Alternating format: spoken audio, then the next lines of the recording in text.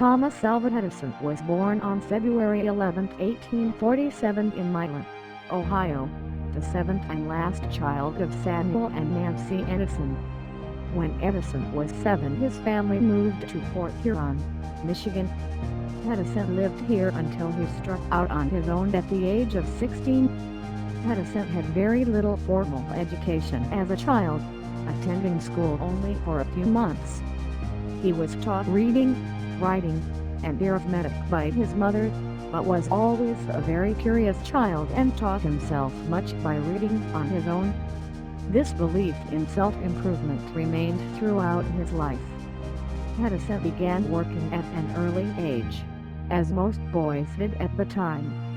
At 13 he took a job as a newsboy, selling newspapers and candy on the local railroad that ran through Fort Huron to Detroit. He seems to have spent much of his free time reading scientific and technical books, and also had the opportunity at this time to learn how to operate the telegraph. By the time he was 16, Edison was proficient enough to work as a telegrapher full-time. The development of the telegraph was the first step in the communication revolution, and the telegraph industry expanded rapidly in the second half of the 19th century. This rapid growth gave Edison and others like him a chance to travel, see the country, and gain experience. Edison worked in a number of cities throughout the United States before arriving in Boston in 1868. Here Edison began to change his profession from telegrapher to inventor. He received his first patent on an electric vote recorder, a device intended for use by elected bodies such as Congress to speed the voting process. This invention was a commercial failure. Edison resolved that in the future he would only invent things that he was certain the public would want. Edison moved to New York City in 1869. He continued to work on inventions related to the telegraph, and developed his first successful invention, an improved stock ticker called the Universal Stock Printer. For this and some related inventions Edison was paid $40,000. This gave Edison the money he needed to set up his first small laboratory and manufacturing facility in Newark, New Jersey in 1871. During the next 5 years, Edison worked in Newark inventing and manufacturing devices that greatly improved the speed and efficiency of the telegraph. He also found time to get married to Mary Stillwell and start a family. In 1876 Edison sold all his Newark manufacturing concerns and moved his family and staff of assistants to the small village of Menlo Park, 25 miles southwest of New York City. Edison established a new facility containing all the equipment necessary to work on any invention. This research and development laboratory was the first of its kind anywhere, the model for later modern facilities such as Bell Laboratories. This is sometimes considered to be Edison's greatest invention. Here Edison began to change the world.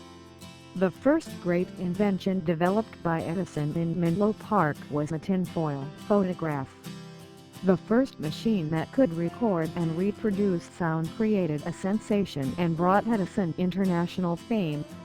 Edison toured the country with the tinfoil phonograph, and was invited to the White House to demonstrate it to President Rutherford B. Hayes in April 1878.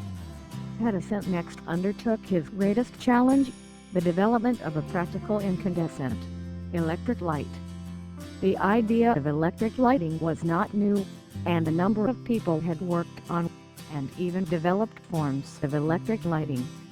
But up to that time, nothing had been developed that was remotely practical for home use.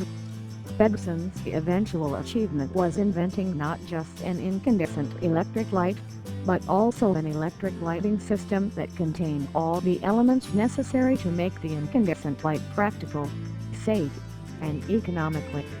After 1.5 years of work, success was achieved when an incandescent lamp with a filament of carbonite sewing thread burned for 13.5 hours.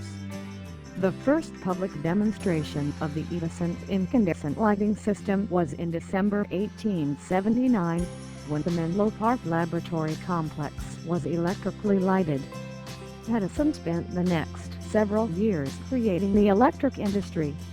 In September 1882, the first commercial power station, located on Pearl Street in Lower Manhattan, went into operation, providing light and power to customers in a 1 square mile area. The electric age had begun. The success of his electric light brought Edison to new heights of fame and wealth, as electricity spread around the world. Edison's various electric companies continued to grow until in 1889 they were brought together to form Edison General Electric. Despite the use of Edison in the company title, however, Edison never controlled this company.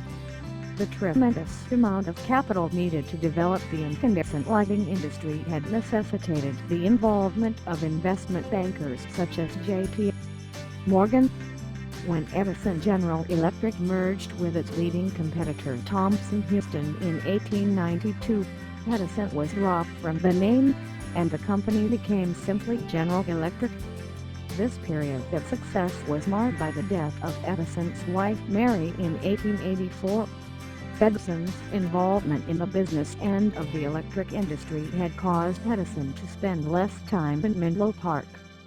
After Mary's death, Edison was there even less, living instead in New York City with his 3 children. A year later, while vacationing at a friend's house in New England, Edison met Mike McMiller and fell in love. The couple was married in February 1886 and moved to West Orange, New Jersey, where Edison had purchased an estate, Glenmont, for his bride. Thomas Edison lived here with Mina until his death. When Edison moved to West Orange, he was doing experimental work in makeshift facilities in his electric lamp factory in nearby Harrison, New Jersey. A few months after his marriage, however, Edison decided to build a new laboratory in West Orange itself, less than a mile from his home. Edison possessed both the resources and experience by this time to build the best equipped and largest laboratory extant, and the facilities superior to any other for rapid and cheap development of an invention. The new laboratory complex, consisting of 5 buildings, opened in November 1887. The 3-story main laboratory building contained the power plant, machine shops, stock rooms, experimental rooms, and a large library. 4 smaller 1-story buildings built perpendicular to the main building contained the physics lab, chemistry lab, metallurgy lab, pattern shop, and chemical storage. The large size of the laboratory not only allowed Edison to work on any sort of project, but also allowed him to work on as many as 10 or 20 projects at once. Facilities were added to the laboratory or modified to meet Edison's changing needs as he continued to work in this complex until his death in 1931.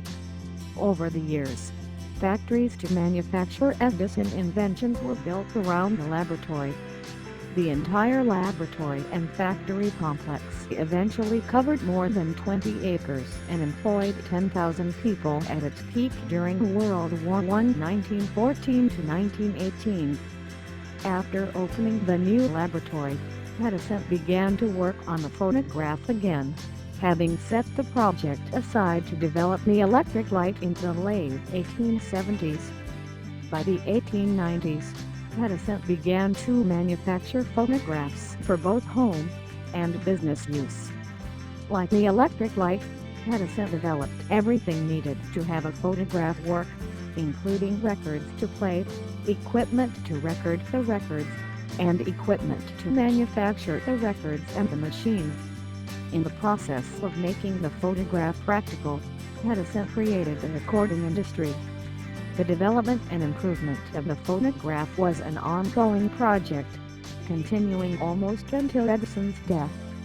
While working on the phonograph, Edison began working on a device that does for the eye what the phonograph does for the ear. This was to become motion pictures. Edison first demonstrated motion pictures in 1891, and began commercial production of movies 2 years later in a peculiar-looking structure, built on the laboratory grounds, known as the Black Maria. Like the electric light and phonograph before it, Edison developed a complete system, developing everything needed to both film and show motion pictures. Edison's initial work in motion pictures was pioneering and original. However, many people became interested in this third new industry Edison created, and worked to further improve on Edison's early motion picture work. There were therefore many contributors to the swift development of motion pictures beyond the early work of Edison. By the late 1890s, a thriving new industry was firmly established, and by 1918 the industry had become so competitive that Edison got out of the movie bus. The success of the phonograph and motion pictures in the 1890s helped offset the greatest failure of Edison's career. Throughout the decade, Edison worked in his laboratory and in the old iron mines of northwestern New Jersey to develop methods of mining iron ore to feed the insatiable demand of the Pennsylvania steel mills. To finance this work, Edison sold all his stock in General Electric. Despite 10 years of work and millions of dollars spent on research and development, Edison was never able to make the process commercially practical, and lost all the money he had invested. This would have meant financial ruin had not Edison continued to develop the phonograph and motion pictures at the same time. As it was, Edison entered the new century still financially secured and ready to take on another challenge.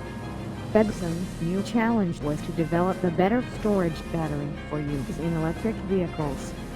Edison very much enjoyed automobiles and owned a number of different types during his life, powered by gasoline, electricity, and steam. Edison thought that electric propulsion was clearly the best method of powering cars, but realized that conventional lead-acid storage batteries were inadequate for the job. Edison began to develop an alkaline battery in 1899. It proved to be Edison's most difficult project, taking 10 years to develop a practical alkaline battery. By the time Edison introduced his new alkaline battery, the gasoline-powered car had so improved that electric vehicles were becoming increasingly less common, being used mainly as delivery vehicles in cities. However, the Edison alkaline battery proved useful for lighting railway cars and signals, maritime buoys, and miners' lamps. Unlike iron ore mining, the heavy investment Edison made over 10 years was repaid handsomely, and the storage battery eventually became Edison's most profitable product. Further, Edison's work paved the way for the modern alkaline battery.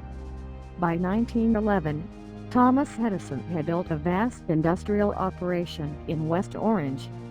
Numerous factories had been built through the years around the original laboratory, and the staff of the entire complex had grown into the thousands. To better manage operations, Edison brought all the companies he had started to make his inventions together into one corporation, Thomas A. Edison Incorporated, with Edison as president and chairman. Edison was 64 by this time, and his role with his company and in life began to change. Edison left more of the daily operations of both the laboratory and the factories to others. The laboratory itself did less original experimental work and instead worked more on refining existing Edison products such as the phonograph. Although Edison continued to file for and receive patents for new inventions, the days of developing new products that changed lives and created industries were behind him. In the 1915, Edison was asked to head the Naval Consulting Board.